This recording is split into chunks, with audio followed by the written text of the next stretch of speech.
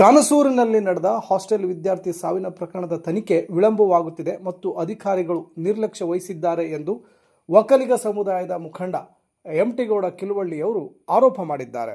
ಘಟನೆ ನಡೆದು ಈಗಾಗಲೇ 10 ದಿನಗಳು ಕಳೆದು ಹೋಗಿವೆ. ಆದರೂ ಕೂಡ ಇದುವರೆಗೂ ಯಾವುದೇ ಸರಿಯಾದ ಮಾಹಿತಿ ನಮಗೆ ದೊರೆತು ಬಂದಿಲ್ಲ. ಕೂಡಲೇ ಕ್ರಮ ಕೈಗೊಳ್ಳಬೇಕು ಎಂದರು.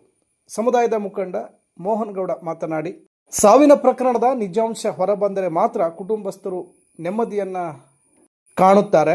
ಈಗಾಗಲೇ ಈ ಸಾವಿನಲ್ಲಿ ಹಲವಾರು ಗೊಂದಲಗಳಿವೆ. ಕೂಡಲೇ ಅಧಿಕಾರಿಗಳು ಸತ್ಯಾಸತ್ಯತೆಯನ್ನ ತಿಳಿದು ಮಾಹಿತಿ ನೀಡಬೇಕು ಎಂದು ಒತ್ತಾಯ ಮಾಡಿದರು.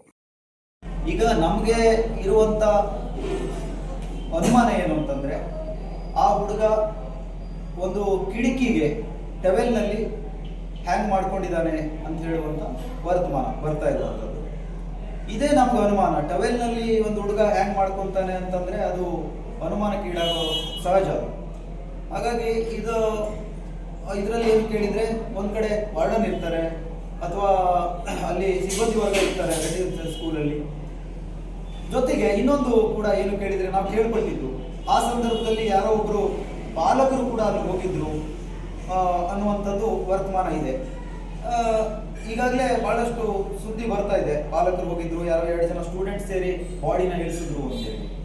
ಇವ್ರನ್ನೆಲ್ಲಾನು ನಾನೇನು ಹೇಳ್ತೇನೆ, ಇಲಾಖೆಯವರು ಈ ಎಲ್ಲರನ್ನ ಕರೆಸಿ, ಪಾಲಕರನ್ನ, ಯಾರೋ ಪಾಲಕ ಹೋಗಿದ್ದ ಅಂದ್ರೆ ಅವ್ರನ್ನೂ ಕರೆಸ್ಬೇಕು, ಅಥವಾ ಅಲ್ಲಿ ವಾರ್ಡನ್ ಕರೆಸ್ಬೇಕು, ಪ್ರಿನ್ಸಿಪಾಲು, ಶಿಕ್ಷಕರು, ಇವ್ರನ್ನೆಲ್ಲ ಕರೆದು ಅವರನ್ನ ಏನು ಕೇಳಿದ್ರೆ ಸ್ಟ್ರಿಕ್ಟ್ ಆಗಿ ತನಿಖೆ ಮಾಡಬೇಕು. ಈಗ ಇದೇನೋ ಒಂಥರ ನಮ್ಗೆ ಏನಾಗ್ತಾ ಇದೆ ಅಂತಂದ್ರೆ, ಎಲ್ಲೋ ಒಂದ್ ಕಡೆ ಬೇಜವಾಬ್ದಾರಿಯಿಂದ ತನಿಖೆ ನಡೀತಾ ಇದೆಯೋ ಅನ್ನುವಂತ ಸಂಶಯ ವ್ಯಕ್ತಪಡಿಸ್ತೇವೆ ನಾವು.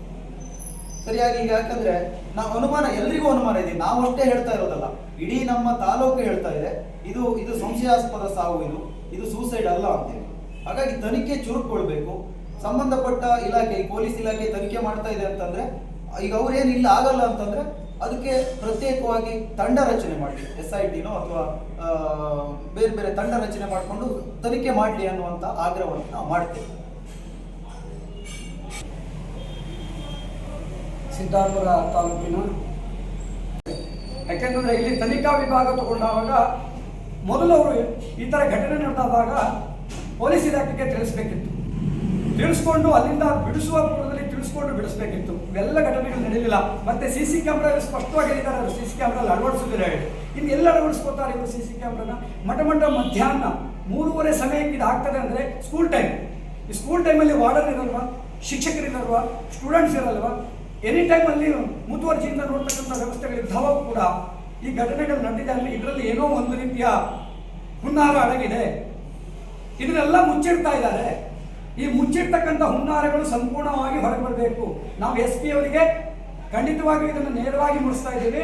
SP ಸಾಹೇಬರು ಇದನ್ನು ಮುತುವರ್ಜಿಯಿಂದ ತಗೊಂಡು, ವಿಶೇಷ ಪ್ರಕರಣ ಅಂತ ತಗೊಂಡು ಇದರ ಸತ್ಯಾಂಶವನ್ನು ಹೊರಹಾಕಿದಲ್ಲಿ ಮಾತ್ರ ಈ ಸಮುದಾಯ ಇಲಾಖೆಯ ತನಿಖೆ ಬಗ್ಗೆ ಒಪ್ಕೋತದೆ. ಇಲಾಖೆ ಪ್ರಾಮಾಣಿಕ ತನಿಖೆ ಹೇಳ್ತಕ್ಕಂಥದ್ದು. ಇಲ್ಲ ಅಂತಂದ್ರೆ ಖಂಡಿತವಾಗಿ ನಾವು ಇಲಾಖೆಯ ತನಿಖೆ ಬಗ್ಗೆ ಒಪ್ಕೊಳ್ಳಿಕ್ಕೆ ಸಾಧ್ಯನೇ ಇಲ್ಲ. ನಾವೆಲ್ಲವನ್ನೂ ಕಾಯ್ತೇವೆ, ಕೊನೆಯವರೆಗೂ ಕಾಯ್ತೇವೆ.